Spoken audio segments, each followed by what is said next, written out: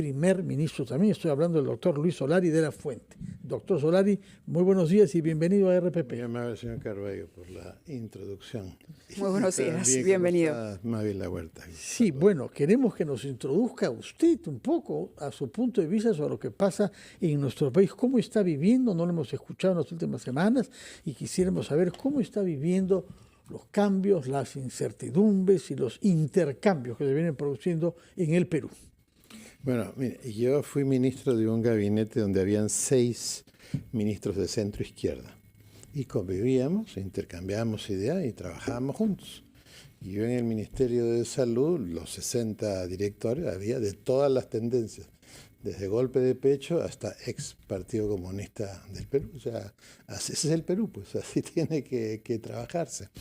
Y lo que nosotros estamos viendo, que hay una pugna ideológica por el poder en general en América Latina, y al mismo tiempo, como ha dicho el Latinobarómetro del año pasado, que esta encuesta, este estudio que se hace todos los años en América Latina, hay un desplome textual, un desplome del desempeño de los gobiernos cada vez más lejos de la gente, y eso está creando una gran insatisfacción por la democracia. Pero estamos hablando de un fenómeno, permítame la interrupción, latinoamericano, regional. Pero que acá también. Porque en el Perú puede tener un grado, por lo menos, al que no habíamos llegado hace bastante tiempo. Un grado mucho mayor. Digamos que acá estamos en escala de Richter grado 8.8 y en otros países pues 4, 3.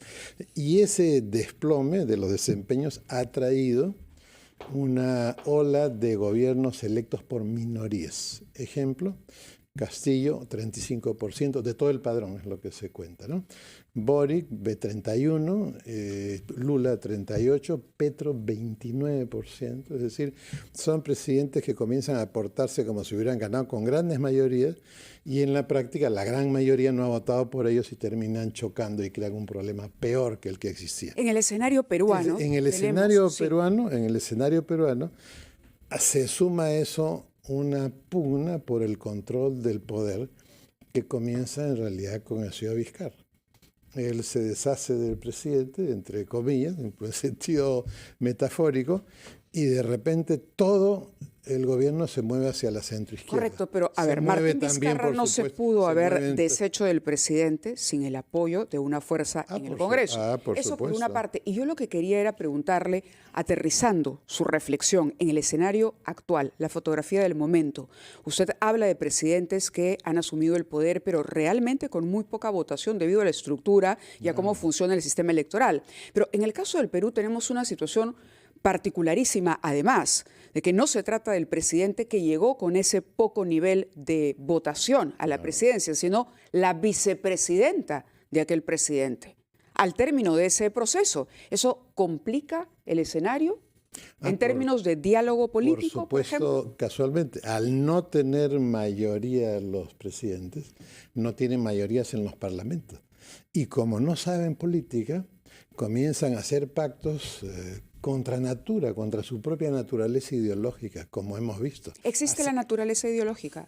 Por supuesto, hay gente que tiene convicciones firmes y obviamente las mueve a un lado cuando se trata del país, como eran esos gabinetes plurales, donde con el ministro de Educación, centroizquierda, el de Defensa, centroizquierda. Usted conservador, ¿no? No, yo no soy conservador, yo soy social cristiano de origen. El social cristianismo es tan radical en el tema de la pobreza, por ejemplo, y de los olvidados. Yo soy el creador del seguro integral. ¿Y cuál fue la naturaleza de la razonabilidad? El que no tiene para comprar un pan en el Perú no puede morirse por no tener acceso a la salud. Entonces, todo gratis. No, recordamos la batalla que libró usted por eso. ¿Y qué sucedió? Después ha habido 3 presidentes que por razones políticas han ingresado 4 millones de personas no pobres a un servicio que era exclusivamente para pobres. Y eso ha creado, como lo vemos ahora en el dengue, una sobredemanda de los hospitales del ministerio, en donde el que verdaderamente necesita, porque no tiene ninguna posibilidad de atenderse, es puesto a un lado o es puesto en un sitio posterior. Entonces, si usted mezcla eso con esta realidad política y esta pugna por el poder que, digamos, alcanza su... Esto es como en las tortas en matrimonio. Usted ve la torta y no sabe lo que hay adentro. Pero arriba ahí están los muñequitos. Los muñequitos son como el Ministerio Público, ¿no? A propósito del relleno de la torta, yo le preguntaba si es que realmente había un pensamiento o ideología, sino en un sistema en el que los partidos o las agrupaciones políticas se han convertido más bien en colectiveros informales. Es que no se expresan partidariamente, porque es más fácil hacer lo que ha sucedido, por ejemplo, volarse el Consejo Nacional de la Magistratura y poner una junta y elegirla según la mayoría de ese momento del Parlamento. Bueno, así funciona la democracia. No lo eligió el Parlamento, lo eligió una comisión especial, diversa como usted quiere, diversa, donde había todo, el doctor Blum era miembro, junto a Walter Gutiérrez, junto al rector de la UNI de la época, etc. Había una ese es el concepto de democracia que nosotros queremos. ¿Cómo es en Estados Unidos? Oye, la Corte Suprema, el presidente es republicano, si se muere un juez, va un juez republicano. Si fallece un juez mientras es de centro izquierda o del Partido Demócrata, así funcionan las democracias. No funcionan como que un sector ideológico quiere todo. Y yo lo he dicho varias veces, lo que nosotros estamos aquí viendo en el Ministerio Público, que es como los muñequitos de la torta, ¿no? Es una pugna por el poder de una institución que ha sido utilizada para perseguir personas y para impunidad de otras, y que a un lado hace la función que le debiera corresponder. Entonces, eso tiene arreglos, y los arreglos las tienen que hacer las personas y las instituciones. Nos gusten, no nos gusten, este proyecto de ley, por ejemplo, que han puesto, es un proyecto de ley, como viene de la ultraizquierda, la solución... ¿Cuál de ellos, perdón? El que ha puesto Valdemar Cerrón, el que acaba de ingresar para destituir a todo, no, declarar reorganización del Ministerio Público. Y obviamente la solución, como viene de la izquierda extrema, la solución es asambleística. O sea, el proyecto no deja de tener una visión ideológica, que es lo que hablamos. Entonces, yo he hablado una vez con Max Hernández, con el mismo Aldo Vázquez en alguna recepción. Oye, hay que terminar esta guerra, hay que hacer un armisticio y regresar a lo que teníamos al principio del siglo, donde las cuestiones se comparten. Mire, esta situación en la que estamos en este momento en la Junta es exclusivamente por el tema de la edad de una misma. Es un absurdo, pues. O sea, ya pues que venga una persona que piense distinto que nosotros. ¡Qué maravilla! Alguien que viene, se estará en minoría, no hay problema. Pero fruto de eso nosotros vemos que esta convivencia que existía en los primeros 10 años de este siglo, eso se ha roto. Y eso es lo que hay que recuperar definitivamente. Y obviamente eso se nota en el manejo del dengue. Yo he dicho... El dengue, a eso queríamos... Pero le quiero comentar... ¿Por qué no lo reserva para decírnoslo después de la pausa? Tendrá más tiempo ahí. Es un tema del cual queremos escuchar. Usted es un médico de larga trayectoria. Obediente invitado. Y ha sido ministro de Salud. Y quisiéramos saber... Nosotros debemos cumplir con la pausa a la hora. Obedientes, sí. Retomamos nuestra conversación con el ex primer ministro Luis Solari de la Fuente. Nos hablará específicamente sobre el dengue después de una breve pausa. A las 8:18 estamos conversando con el doctor Luis Solari de la Fuente, que ha sido ministro de Salud y primer ministro. Situación que no se ha repetido mucho. Hay pocos ministros de salud que han sido luego primeros ministros, han pasado de la salud corporal a la salud institucional del país.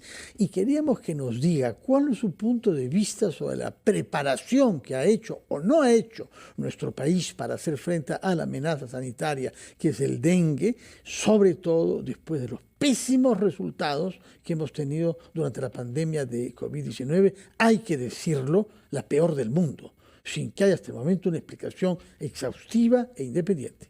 Doctor Solari.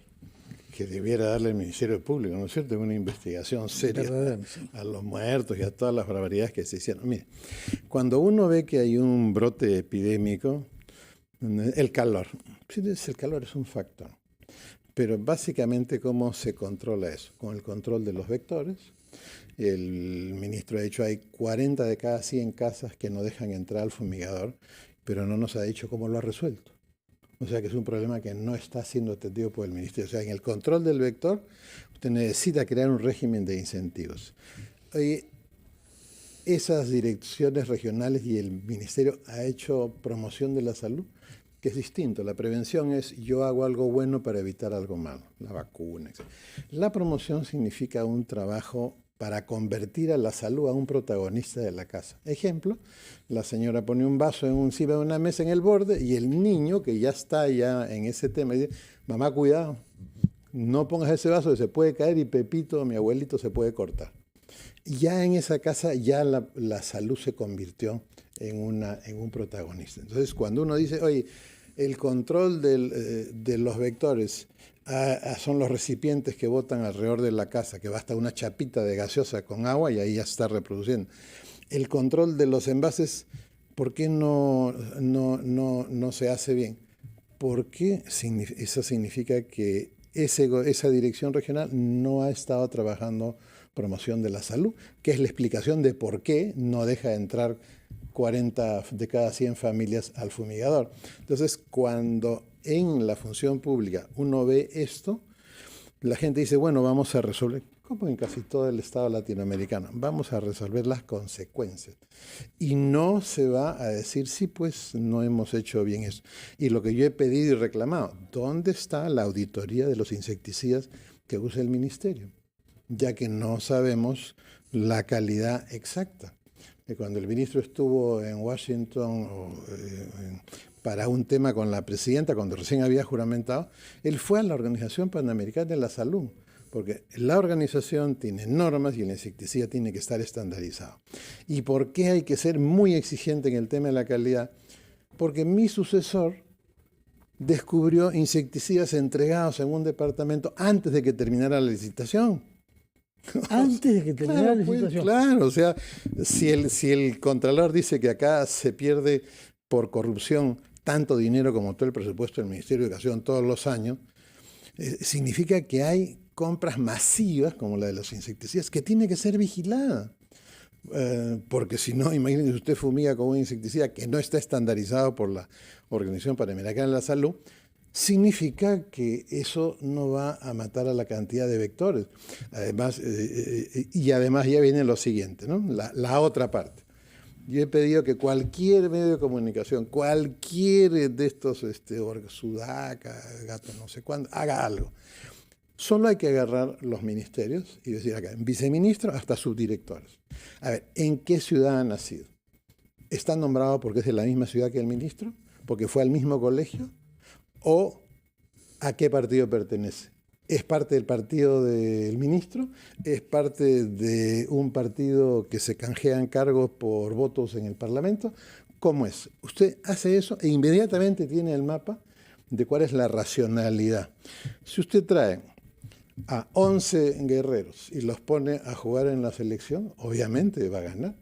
Pero si ahí entra gente que son aficionados, es imposible que las cosas marchen bien en un ministerio si toda la gente que está no es la que debiera estar. En el Perú hay suficiente capacidad para arreglar el Perú. Hemos visto abundantes ejemplos de amigos o conocidos que visitan a un ministro. No solamente estamos hablando de un sector, sino de varios sectores y que a los 2, 3 días, a la semana o al mes tienen un contrato de servicios con el Estado, ¿no? Esa es una práctica recurrente que además se viene notando de manera más habitual, se ha convertido en pan de cada día, por lo menos en lo que va de las últimas semanas o meses.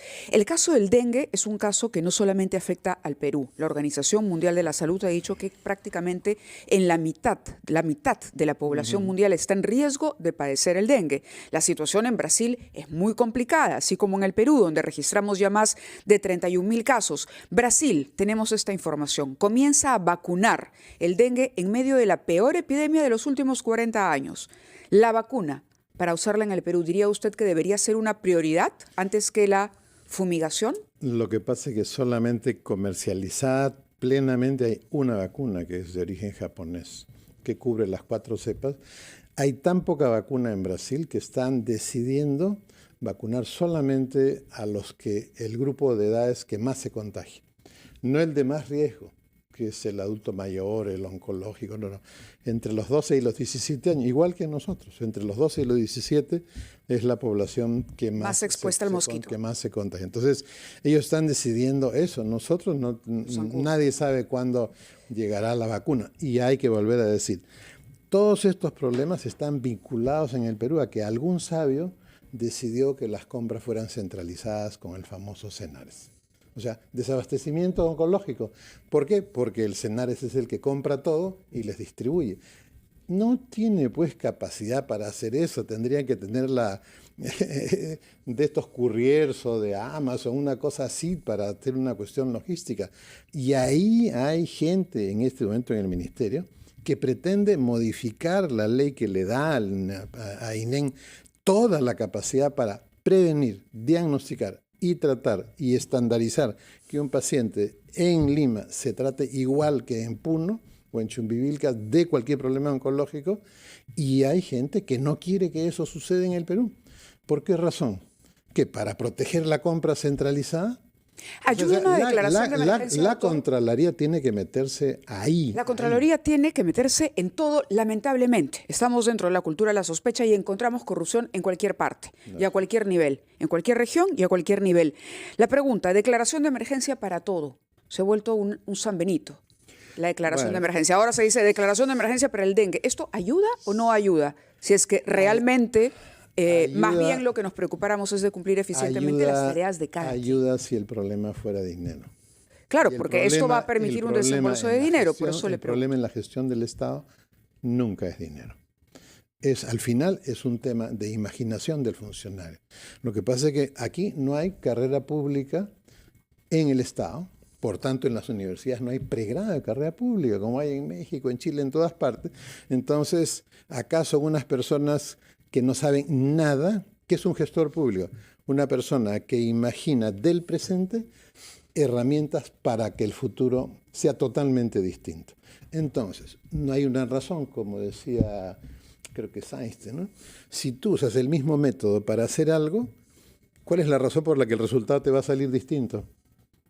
Si repites lo mismo con la misma gente. El tema universitario, yo sé que usted ha sido uno de los grandes impulsores de una universidad católica privada en Los Olivos. Soy emérito todavía, ¿no? Que tiene prestigio. Yo quiero saber si la SUNEDU en su versión actual está colaborando con la excelencia universitaria.